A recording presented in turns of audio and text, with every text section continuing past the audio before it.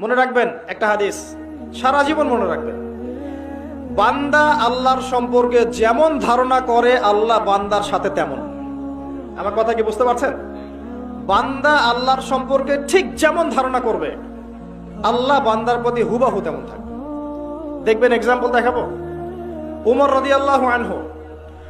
রাদিয়াল্লাহু আনহু বলতেন, দোয়া করতেন যে আল্লাহুম্মা উরযুকনি শাহাদাতান ফি সাবিলিক ওয়া ফি বালাদি নবিক।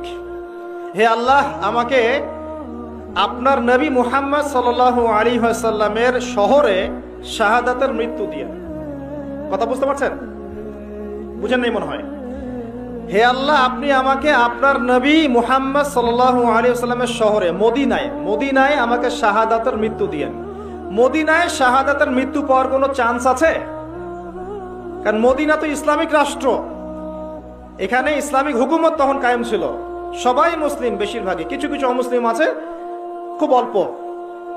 মদিনায় কি কেউ আক্রমণ করার সাহস আছে কারো? পুরো মদিনা ইসলামিক স্টেট, মদিনার দিকে চোখ তুলে তাকানো কারো সাহস নাই। তাহলে এখানে কিভাবে একজন শাহাদাতের মৃত্যু পাবে? কিন্তু ওমর রাদিয়াল্লাহু আনহু চাচ্ছেন আল্লাহর কাছে, এবং তার ধারণা আল্লাহ তাকে দিবেন।